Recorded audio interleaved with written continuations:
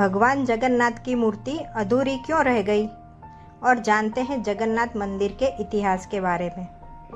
मंदिर का इतिहास। इस मंदिर का सबसे पहला प्रमाण महाभारत के वन पर्व में मिलता है। कहा जाता है कि सबसे पहले सबर आदिवासी विश्ववसु ने नीलमाधव के रूप में इनकी पूजा की थी।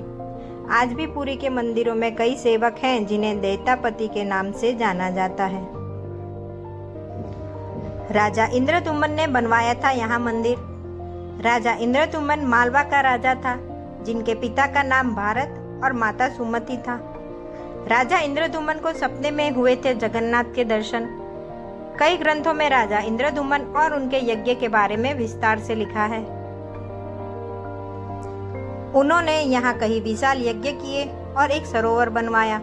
एक रात भगवान विष्णु ने उनको सपने में दर्शन दिए और कहा, नीलांचल पर्वत की एक गुफा में मेरी एक मूर्ति है, उसे नीलमाधव कहते हैं। तुम एक मंदिर बनवा कर उसमें मेरी यह मूर्ति स्थापित कर दो।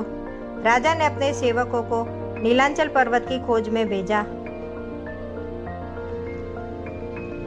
उसमें से एक था ब्राह्मण विद्यापति।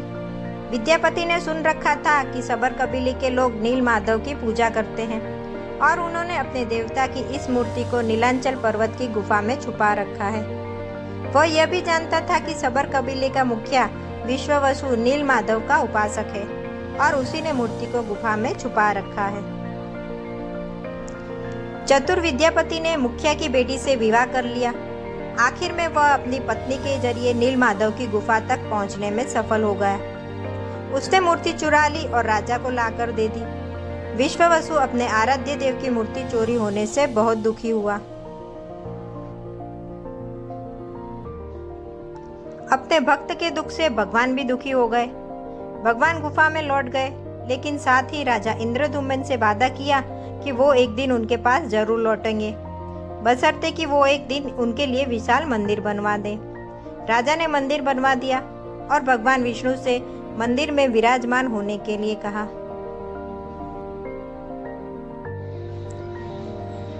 भगवान ने कहा कि तुम मेरे मूर्ति बनाने के लिए समुद्र में तैर रहे पेड़ का बड़ा टुकड़ा उठाकर लाओ, जो द्वारिका से समुद्र में तैरकर पुरी आ रहा है। राजा के सेवकों ने उस पेड़ के टुकड़े को ढूंढ लिया, लेकिन सब लोग मिलकर भी उस पेड़ को नहीं उठा पाए।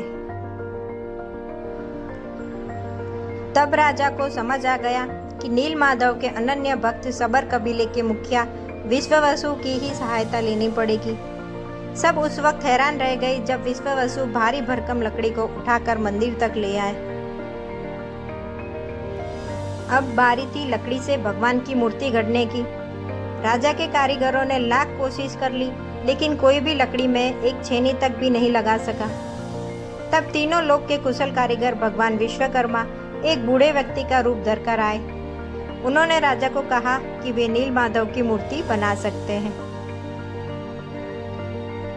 लेकिन साथ ही उन्होंने अपनी शर्त भी रखी कि वे 21 दिन में मूर्ति बनाएंगे और अकेले में बनाएंगे। कोई उनको बनाते हुए नहीं देख सकता। उनकी शर्त मान ली गई। लोगों को आरी, छेनी, हथौड़ी की आवाजें आती रही। राजा इंद्रदुम्न की रानी गुंडीचा अपने को रोक नहीं पाई। वह दरवाजे के पास गई तो उसे कोई आवाज सुनाई नहीं दी। वह घबरा गई। उसे लगा बूढ़ा कारीगर मर गया है। उसने राजा को इसकी सूचना दी। अंदर से कोई आवाज सुनाई नहीं दे रही थी, तो राजा को भी ऐसा ही लगा।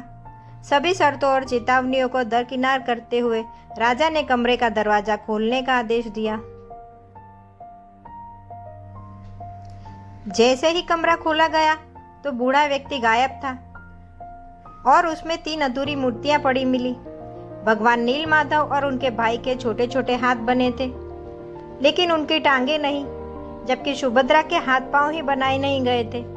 राजा ने इसे भगवान की इच्छा मानकर इन्हीं अधूरी मूर्तियों को स्थापित कर दिया। तब से लेकर आज तक तीनों भाई बहन इसी रूप में विद्यमान हैं। वर्तमान में जो मंदिर है वह 7वीं सदी में बनवाया था। हालांकि इस मंदिर का निर्माण ईसा पूर्व 2 में भी हुआ था। यहाँ स्थित मंदिर 3 बार टूट चुका है। 1174 में ओडिशा शासक अनंग भीमदेव ने इसका जीर्णोद्धार करवाया था। मुख्य मंदिर के आसपास लगभग 30 छोटे बड़े मंदिर स्थापित हैं। आप सभी को ये रोचक जानकारी जरूर पसंद आई होगी।